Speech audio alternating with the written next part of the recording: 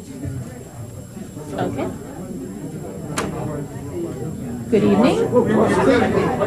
Thank you very much for coming to Cody's. We're very excited to have this all-star lineup to talk about and read from Jessica Mitford's The American Way of Death Revisited. We've got a bang-up lineup tonight, and we have C-SPAN here filming, so we want to get right on it. Our first person to speak is Jessica Mitford's husband, Mr. Bob Truhaft, and he's going to come up and be our master of ceremonies. And then we'll also be hearing from Karen Leonard, Leah Garchick, Doug Foster, Christopher Hitchens, and with a surprise musical conclusion. So please welcome Mr. Bob Truhaft, and we'll get going. Thank you very much.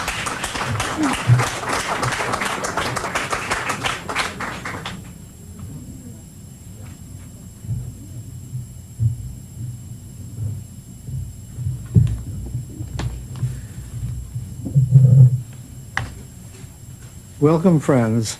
With this all-star group of speakers, I'm going to keep my remarks to a minimum. As a matter of fact, I won't make any. I'm going to read something to you. I'm very grateful to Bob Gottlieb, who saw this thing through. While Decca was alive, he was our constant advisor, and after her death, he was my constant advisor also. When I started work on the book after Decca's death, I looked through all the material she had there, and I found a couple of dozen letters from Decca to Bob Gottlieb. I didn't find one from him to her, and she was asking technical questions. So I called him and I said, Bob, look, you'll be my editor for this book, won't you, just as you were for Decca? He said, of course, I will be. I said, well, I found all these letters from Decca to you, not one from you to Decca. What happened? Where are they?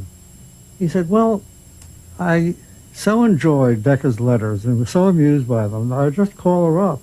And we have long chats on the telephone. So I said, well, my letters won't be that amusing. You'll have to write to me. He promised he would. He wrote once. But what he wrote was very good. And I was so glad that he took from me the burden of writing this little note to explain the history of the book.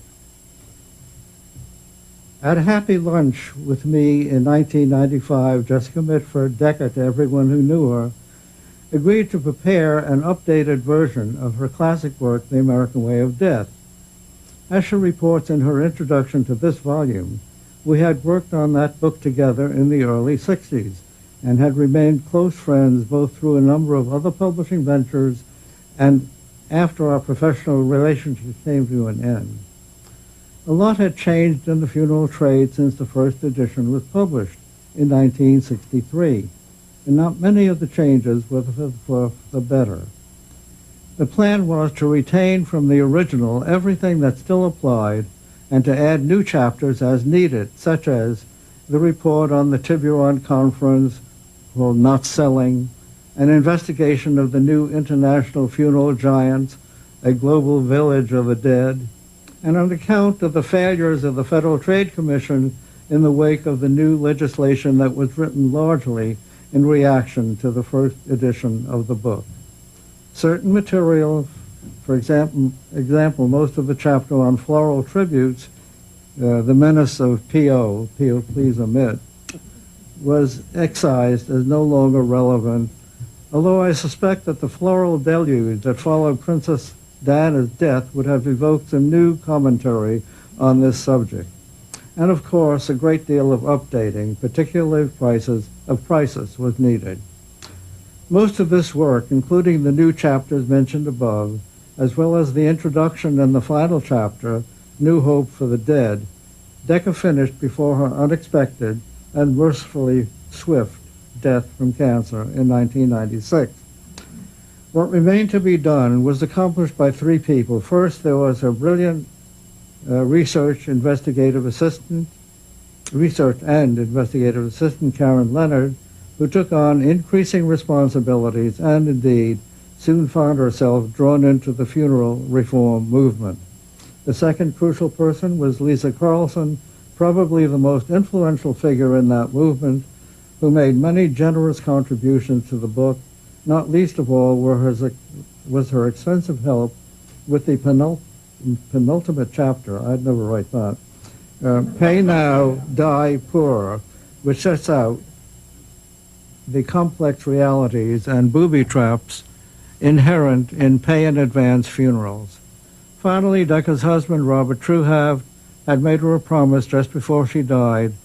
The distinguished labor, see, I couldn't write that, and civil rights lawyer who had worked with her on many of her books would retire from his practice and see this book through to completion. This he heroically did. Almost to her final week, Decca was reveling in the job, bombarding me and other pals with faxes that gleefully skewered the more famous, more fatuous, and or hypocritical hijinks of the industry. She could be ruthless, savage even, when she was on the warpath, but she never stopped laughing. Which is perhaps why the American Way of Death was not only welcomed as a necessary corrective in 1963, but was so enjoyed as a piece of writing, and why it still reads so well today. The American Way of Death Revisited is being published exactly 35 years after the original edition. Unfortunately, this corrective is necessary, is as necessary today as it was then. Fortunately, it is being applied. Robert Gottlieb.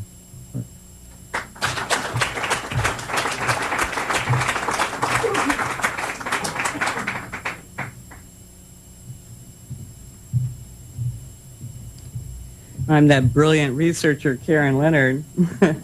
But the truth is, the most brilliant thing I ever did was to go to work for Jessica Mitford. And I'd just come back from a tour in New York and Washington, doing a lot of reviews for the book. And it was so much fun because occasionally I would come across somebody who really knew her as Queen of the Muckrakers. And they would always ask me the same question, which was, what was she really like? You got to hang out with her. What was that like? And it was so exciting, and it was always a surprise. So I want to read a little bit to you from her first chapter, which is about the event I attended with her when she went to the funeral director's meeting. And she was invited to go to the special event in Tiburon. It's called, appropriately, Not Selling. When funeral directors have taxed me, which they have, and not infrequently, with being beastly about them in my book, I can affirm in good conscience that there is hardly an unkind word about them. In fact, the book is almost entirely given over to expounding their point of view. It is chock-a-block with their wise sayings, observations, exhortations, and philosophical reflections culled from funeral trade magazines and interviews with individual funeral directors and official spokesmen. I did mention that, like every other successful salesman, the funeral salesman must first and foremost believe in himself and his product, and that they long to be worthy of high regard, to be liked and understood, a most human longing. Merchants of a rather grubby order, preying on the grief, remorse, and guilt of survivors, or trained professional men with high standards of ethical conduct, the funeral men really would rather prefer to fit the latter category. To what extent, if any, has their outlook changed over the decades? I had a rare opportunity to observe a representative cross-section of the industry in action when, to my astonished delight, I was invited by Ron Hast, editor of Mortuary Management, to be a featured speaker at a 2-day funeral service seminar to take place in October 1995 in Tiburon, California. That's like Ralph Nader being invited to address General Motors, a friend said. For me, the anticipation was akin to that felt like a 5-year-old promised a trip to Disneyland, or a teenager offered a big part in a Hollywood movie. The reality did not disappoint. Tiburon is in Marin County, which, aside from being one of the richest communities in the country, has a cremation rate of about 3 times that of the national average, and thereby hangs a tale for while the seminar topics could have fit handily into any trade meeting agenda: maintaining an effective workforce, responding to community trends, better public relations, etc. The subtext of many a speech was how to extract maximum profit from cremation. We gathered in the Tiburon Lodge meeting hall overlooking a huge swimming pool, a congenial waspish kind of crowd consisting of 44 funeral directors from around the country, 5 presidents of casket companies, a few insurance men, and the president of DNR Airbrush Systems, and various spouses. Welcoming the group, our host, Ron Hast, glumly mentioned that there had been plenty of protest about my presence at the seminar, not the least of which was the State Funeral Directors Association's executive's dire threat to have his members cancel their subscriptions to mortuary management. The audience was soon put at ease by the first speaker, perhaps appropriately from the world of big business, John Baker, spry young former manager of a United Airlines subsidy with a staff of 1,000, responsible for all employee programs. His subject, how to maintain an effective workforce, which he attacked con brio with much folksy banter and down-home humor. His first question to the audience established the tone. Who's minding the store while you're away? Someone answered, my wife. Are you sure you can trust her? Gales of laughter. And be sure to chit-chat with your customers. But our customers don't talk, the casket salesman said. I'm going to stop right there because this is where I want to tell you what really happened underneath that. As we were sitting there scribbling notes, listening to this man talk about giving dinosaurs to your employees or balloons to them, etc., and he's going all these samples that he could do. And he says to the audience, let them use your condos over the weekend. And suddenly, Decca bolts upright, and she looks at me, and she scribbles furiously.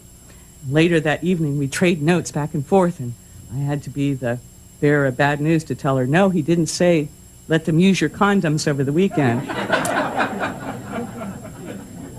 She says, oh my hearing is going. Later that evening, we go out to dinner, and we're followed, hounded by funeral directors. And we're in the restaurant, and they're all politely sitting at tables, waiting for us, for her to get finished. And so she finishes dinner, and she rises from the table. Suddenly, a man who I'm trying to give you the type he is, I always call them no-necks. These are these guys that just don't seem to have a neck. And from the South, and he was this big, jolly guy, and he comes up, he oozes up to Decca, and he clasps her hand in his, both his fat, chubby little hands, and he looks at her and he says, I just want you to know that I paid $4,000 and traveled all these miles just to be with you today. And she says, goodness, you shouldn't have done that. You should have given me the $4,000. I'd have flown out to see you. And that was what traveling with Decca was like. You never knew what was going to come out of her mouth, and it was always a surprise and always a circus. So I want to thank you for being here tonight and want to welcome the next speaker and giving you more insights into Decca in this wonderful book, The American Way of Death Revisited.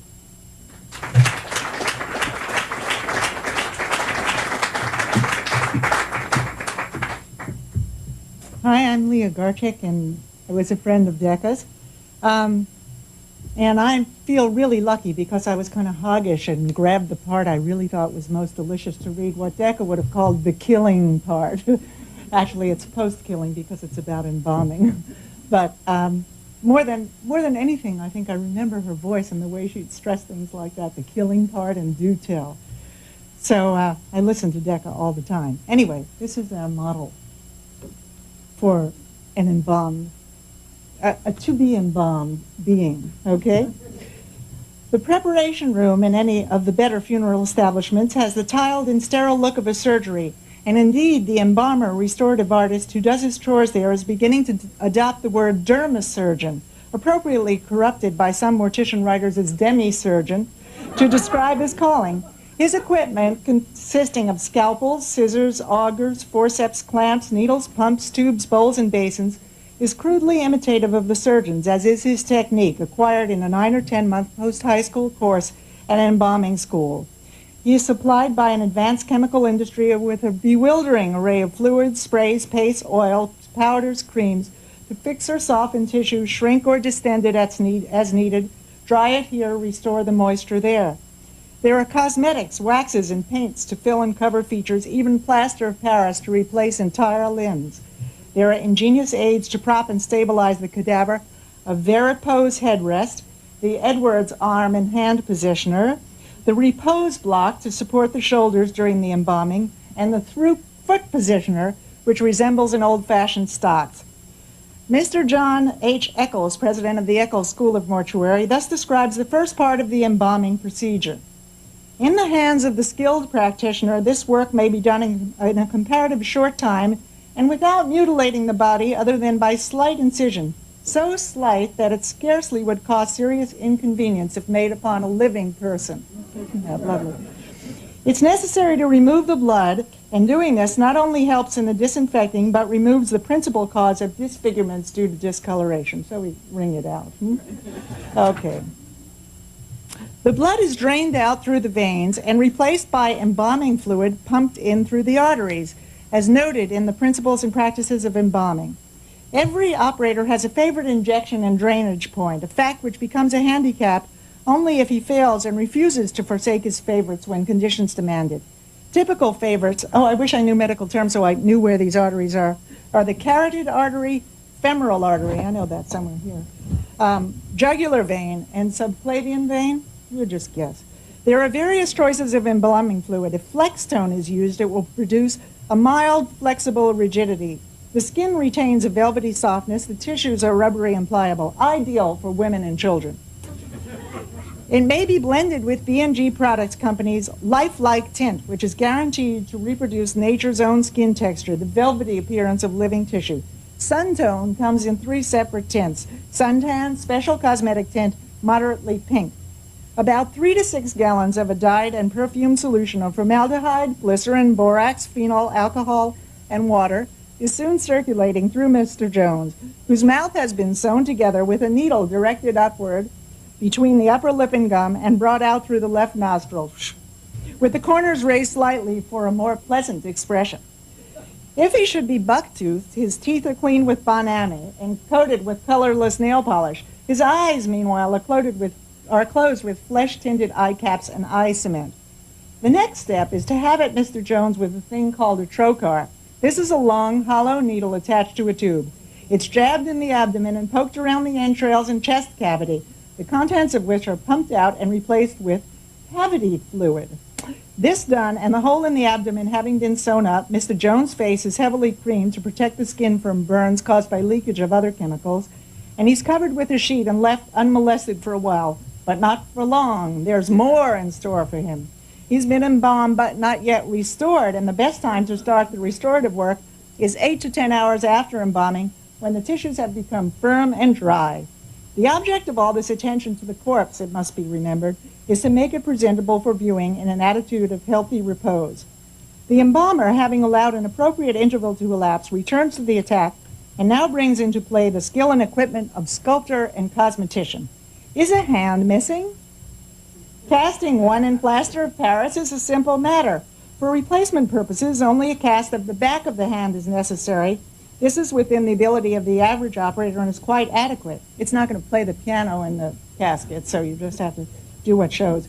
If a lip or two, a nose, or an ear should be missing, the embalmer has at his hand a variety of restorative waxes with which to model replacements.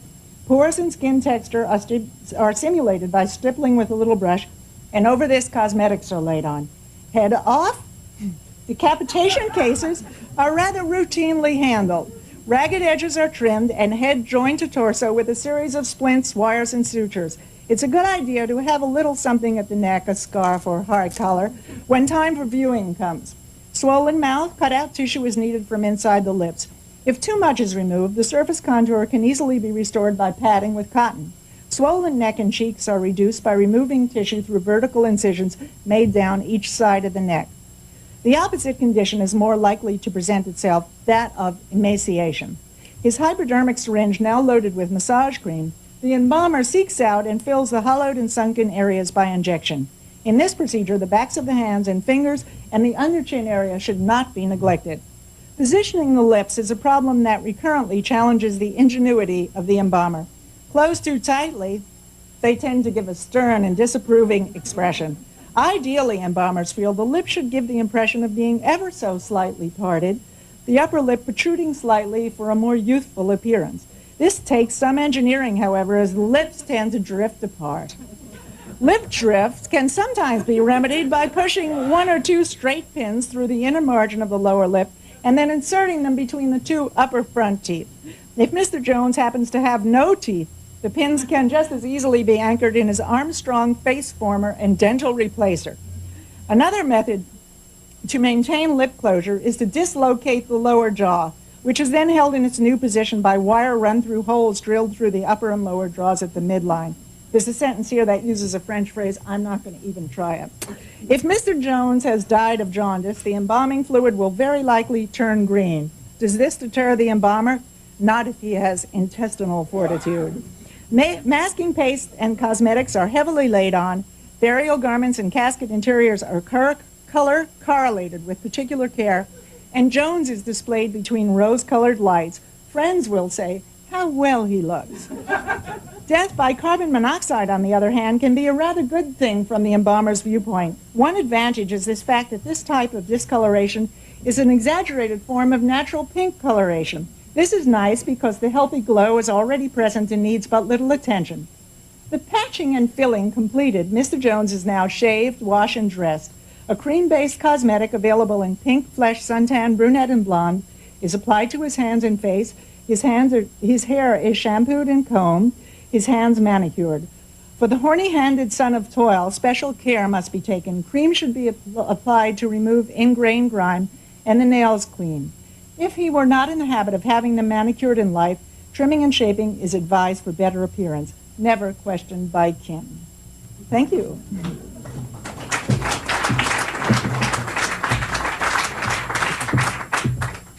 I'm Doug Foster, and I want to read a little bit from the end of the book, or the part of the book that represents some of the additional work that Decca did with Karen and Lisa's help, and then with Bob's help after she died, and putting this great book together. There was a really lousy review in the Chronicle, a book review, that said there isn't much new material here, and that's just not true. The guy couldn't have looked very carefully at the afterwards.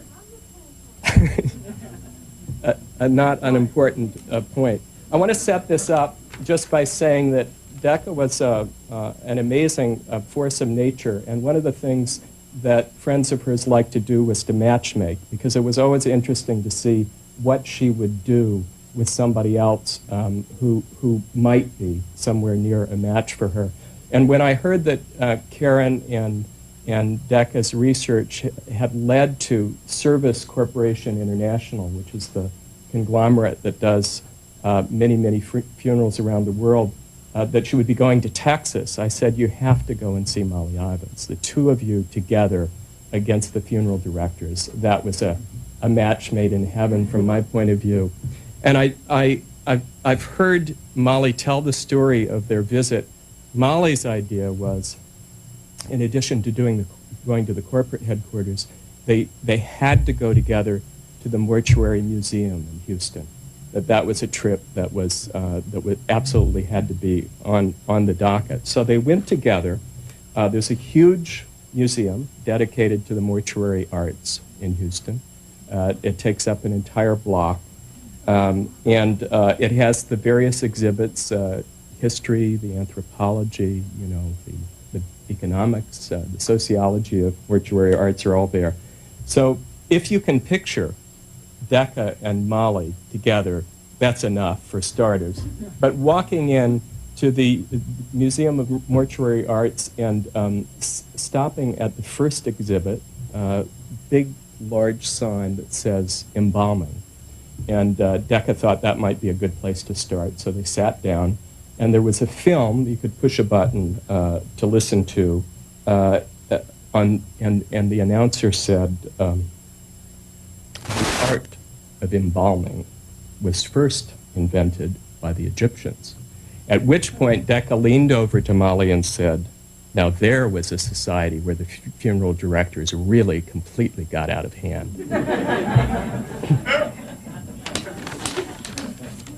This comes from the chapter called A Global Village of the Dead. and focuses on the way in which SCI, Service Corporation International, a great name for a company, has rationalized funerals, the modern funeral. J.P. Morgan in February 1996 carries an optimistic headline, Service Corporation International, a strong 1995 and positioned for 1996. Here also the continued softness in the death rate is perceived as a bit of a problem. Throughout 1995, the death rate in North America was lower than the historical trend. Case volume was down 3% year to year. But there was a silver lining. The J.P. Morgan Bulletin continues, with extremely cold weather in North America during the first 2 months of 1996, the first quarter death rate should be closer to the historical trend of approximately 8.8 deaths per thousand. It is our understanding that where extreme weather conditions have been experienced in Europe and North America, volume did, in fact, increase during the first 5 weeks of 1996, and Europe appears well on its way to meeting or exceeding its plan for the first quarter. The twin strategies that go far to account for SCI's phenomenal success, both concepts entirely new to the funeral industry, are clustering and anonymity. Of the 22,000 funeral homes in the United States, the vast majority are small operations doing somewhere between 50 and 100 funerals a year.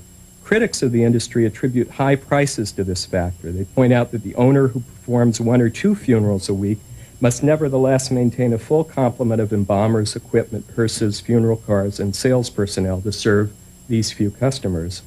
It's full-time pay for part-time work, as one analyst put it. SCI entered this picture with the force of a hurricane, swept away the antiquated methods of the old-timers and substituted clustering, the latest in streamlined mass production. Borrowing from the successful techniques of McDonald's, where food preparation and management functions are centralized, SCI first buys up a carefully chosen selection of funeral homes, cemeteries, flower shops, and crematoria in a given metropolitan area. The next step is to move the essential elements of the trade to a central depot. Clustered in this hive of activity are the hearses, limousines, utility cars, drivers, dispatchers, embalmers, and a spectrum of office workers, from accountants to data processors, who are kept constantly busy servicing at vast savings the needs of a half dozen or more erstwhile independent funeral homes. Needless to say, the savings obtained via the cluster approach are not passed on to the consumer. SCI prices have risen sharply with a targeted increase of 30%. In markets like Houston, where SCI with its 20 funeral and cemetery businesses has a predominant position, 75% of the market, its prices, according to a recent survey, average 60% higher than those of the independents in the area. In Washington, D.C., 40% higher. One of the advantages of this kind of clustering and rationalization of the industry is that you can write one script for every encounter that these various workers are going to have in a funeral home. And Decca and Karen got a hold of the SCI directive about how families are to be treated when they walk into any one of these homes, all of which have the name of the local proprietor, but in fact are run by SCI. So here's the script, which Decca likened to a TV miniseries script. As your arrangement comes to the casket selection stage, we would like you to use the following approach. This is written in the script. Mr. and Mrs. blank, I would now like to assist you in selecting a suitable coffin casket or casket for blank.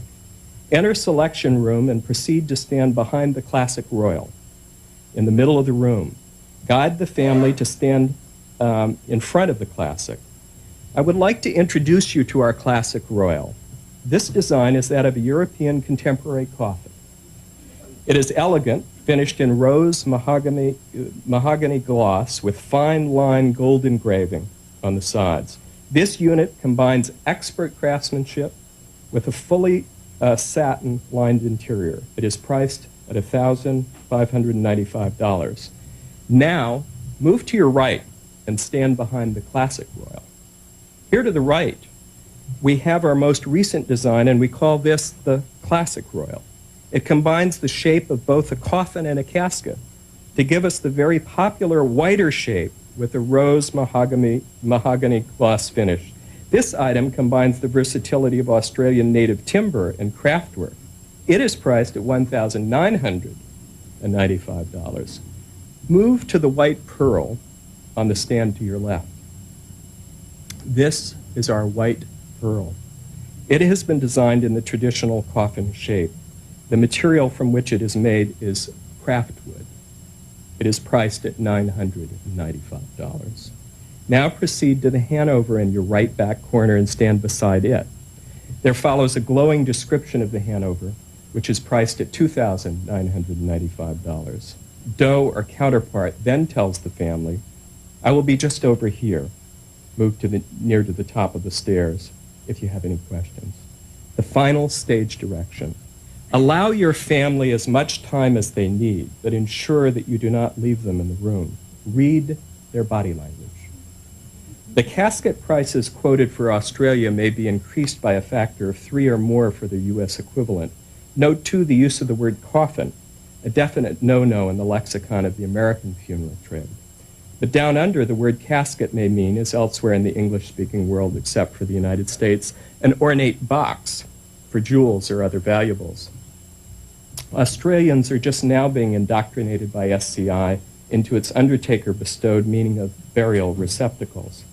SCI has improved upon the somewhat primitive list of OK words in its recent manual for the use of its cemetery salespeople. A special terminology has been developed in keeping with the Memorial Park Plan. Just as well-designed tablets, flower gardens, and statuary of genuine merit have taken the place of bleak and often garish tombstones, so words that are pleasing in their suggestion of beauty and dignity are used in place of those that are harsh and linked with depressing ideas.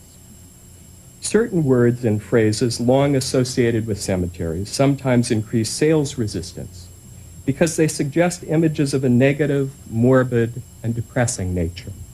The following is a list of positive action words and phrases in contrast to those that are negative. The latter should, as far as possible, be eliminated from all sales vocabulary.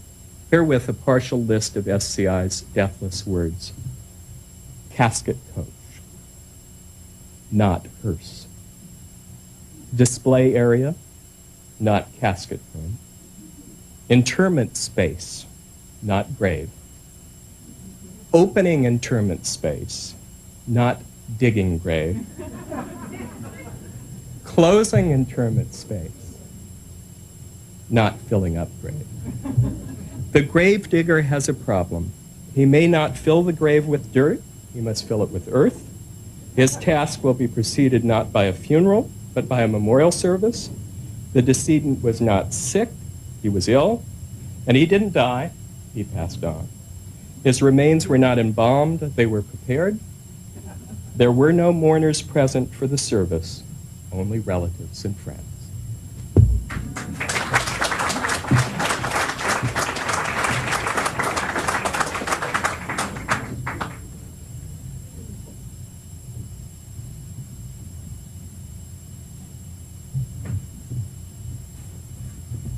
And of course, if that language of gruesome euphemism wasn't being used to turn a profit, it would be called political correctness and be denounced everywhere, up and down here.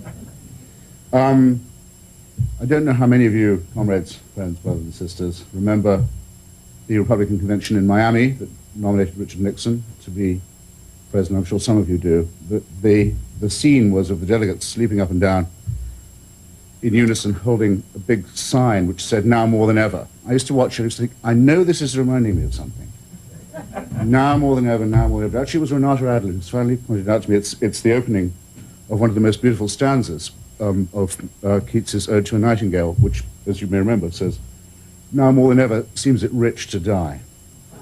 And the idea of these energized Republican bunnies doing this, all unaware, reminded me of one of my favorite sayings, which is that in the midst of life, we are in death. I never tire of saying that.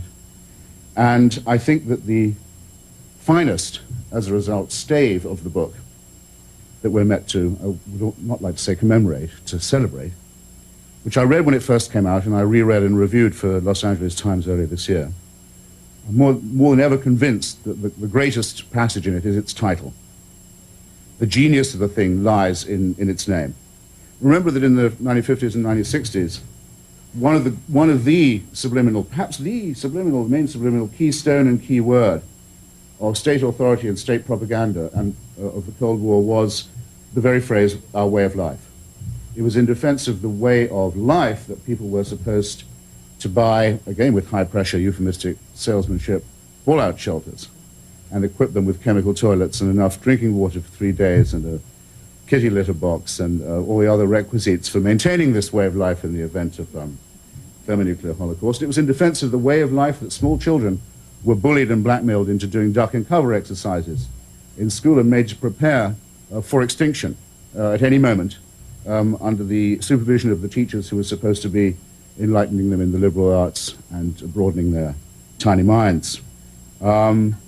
Remember, in fact, it really should never be possible to forget that we live in a state or under a state that, in a manner not known since the late medieval period, claims as of right the right of life and death over all its citizens, and not over them alone, but over everyone else living on the planet. Claims the right to exterminate them en masse and to make preparations for this, and run and maintain them and test them hourly and use them at any time as a whim, if need be, in defense of a way of life. That is the permanent dictatorship that we live under. Everyone here in this room is, in fact, sitting here listening to me in a uniform, in a front line, and their lives can be taken at any time.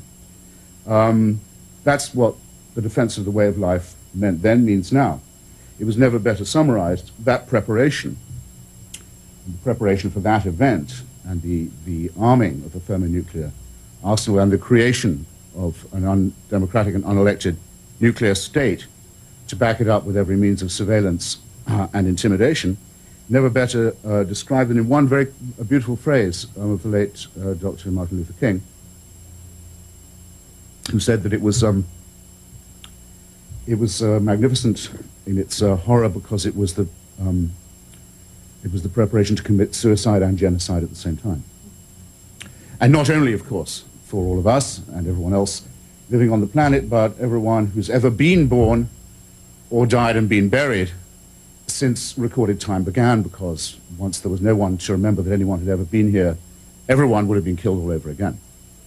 And Shakespeare would have been killed, and Goethe, and Schiller, and Milton, and the loss of Richard Nixon would, I think, have been a small consolation.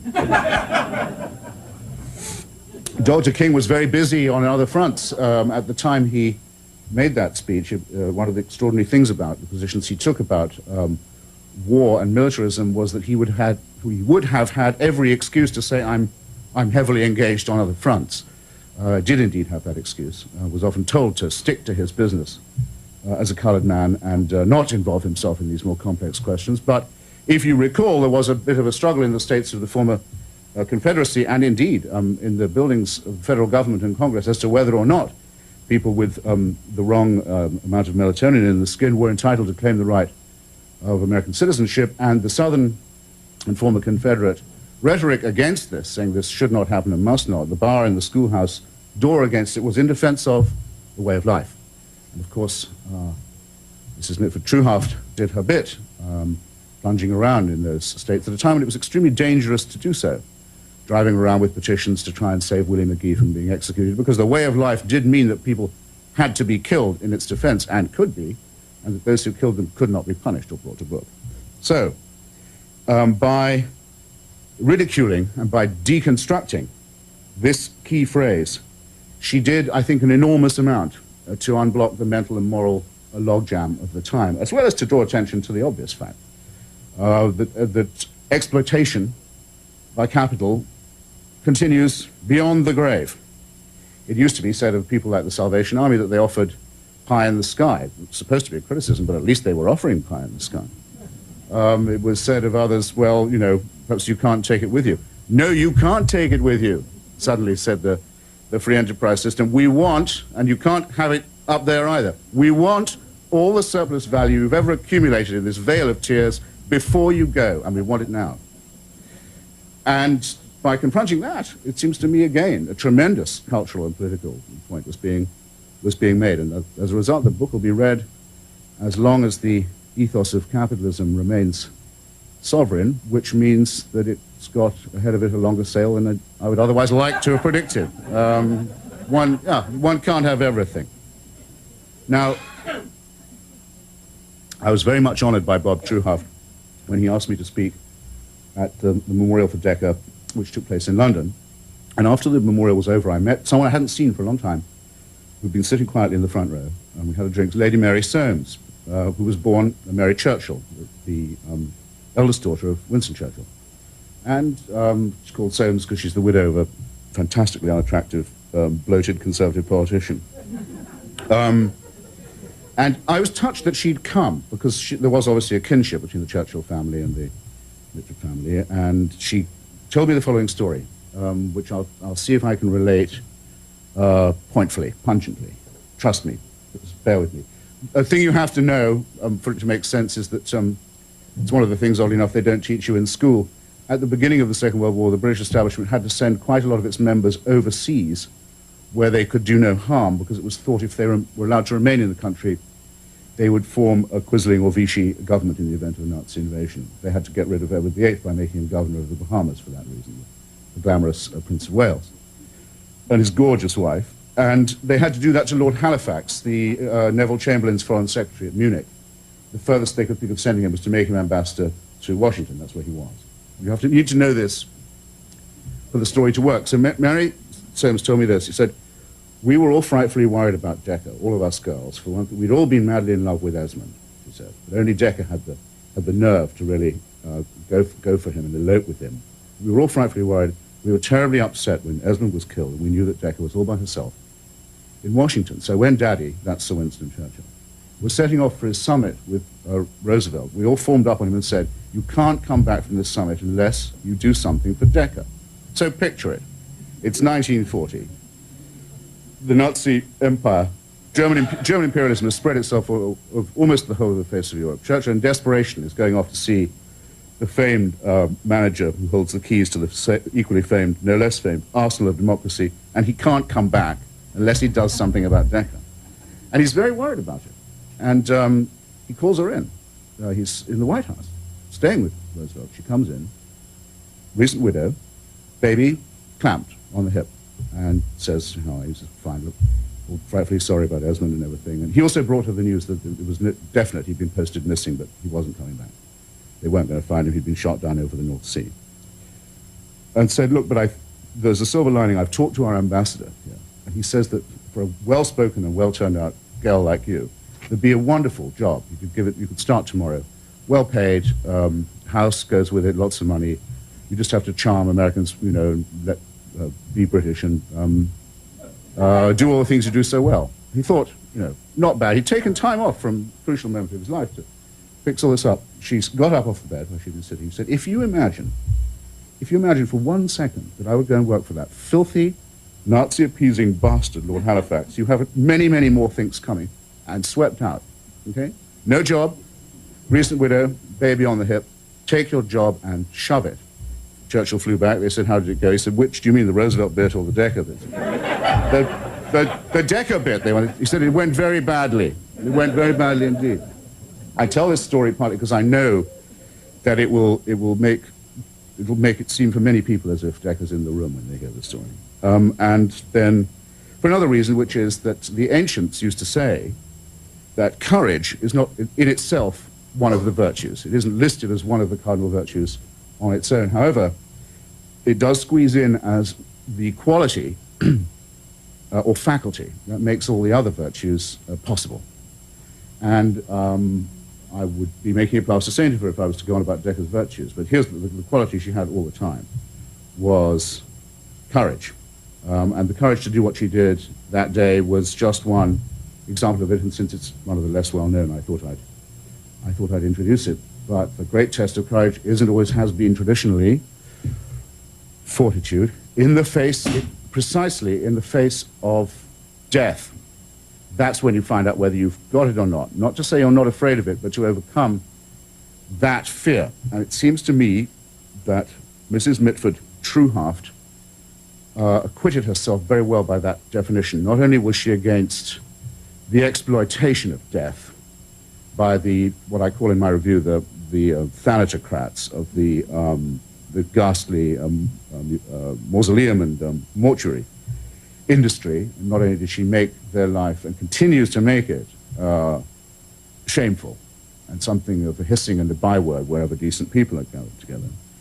She was also against all the false consolations that people offer for death, against the self-evident nonsense of religion, of belief in afterlife or reincarnation, or any kind of superstition, always ridiculing it with a very mordant wit, and against the cult of death that sentimentalizes it and attempts to look away, to avert the gaze by various forms of denial. And then, of course, finally, when her own turn came, as she knew it would, faced it with exactly the combination of stoicism and humor and resolve and attention to comradeship that one would have predicted. So that, by my count, is about 4 victories over the great Reaper, and it enables us to say, in her memory and in her honor tonight, and with pride, death be not proud.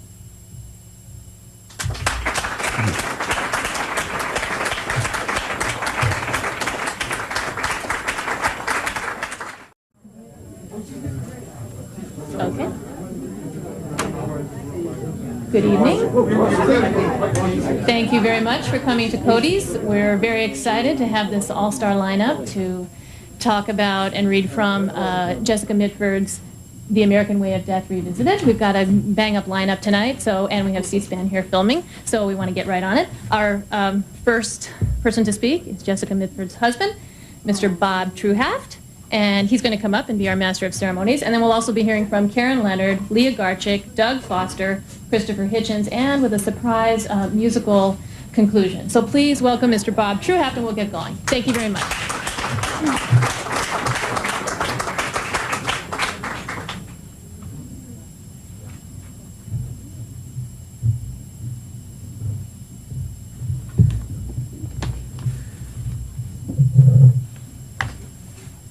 Welcome, friends. With this all-star group of speakers, Decca's letters from Decca to you, not one from you to Decca. What happened? Where are they?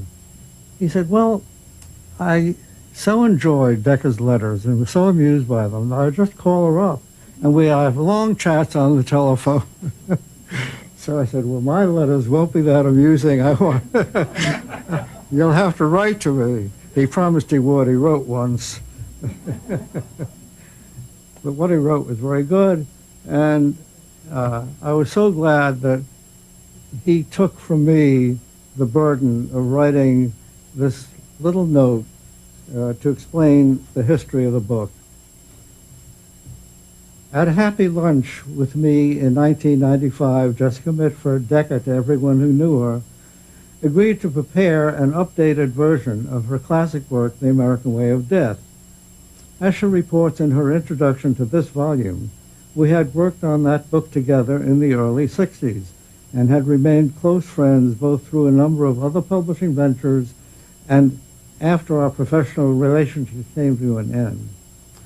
A lot had changed in the funeral trade since the first edition was published in 1963. And not many of the changes were for the better. The plan was to retain from the original everything that still applied and to add new chapters as needed, such as the report on the Tiburon Conference called Not Selling, an investigation of the new international funeral giants, a global village of the dead, and an account of the failures of the Federal Trade Commission in the wake of the new legislation that was written largely in reaction to the first edition of the book. Certain material, for example, most of the chapter on floral tributes, the menace of P.O., please omit, was excised as no longer relevant, although I suspect that the floral deluge that followed Princess Diana's death would have evoked some new commentary on this subject. And of course, a great deal of updating, particularly of prices, was needed. Most of this work, including the new chapters mentioned above, as well as the introduction and the final chapter, New Hope for the Dead, Decca finished before her unexpected and mercifully swift death from cancer in 1996. What remained to be done was accomplished by three people. First, there was a brilliant research and investigative assistant, Karen Leonard, who took on increasing responsibilities and indeed soon found herself drawn into the funeral reform movement. The second crucial person was Lisa Carlson, probably the most influential figure in that movement, who made many generous contributions to the book. Not least of all was her extensive help with the penultimate chapter. I'd never write that. Pay Now, Die Poor, which sets out the complex realities and booby traps. I'm going to keep my remarks to a minimum. As a matter of fact, I won't make any. I'm going to read something to you. I'm very grateful to Bob Gottlieb, who saw this thing through. While Decca was alive, he was our constant advisor, and after her death, he was my constant advisor also. When I started work on the book after Decca's death, I looked through all the material she had there, and I found a couple of dozen letters from Decca to Bob Gottlieb. I didn't find one from him to her, and she was asking technical questions. So I called him, and I said, Bob, look, you'll be my editor for this book, won't you, just as you were for Decca? He said, of course, I will be. I said, well, I found all these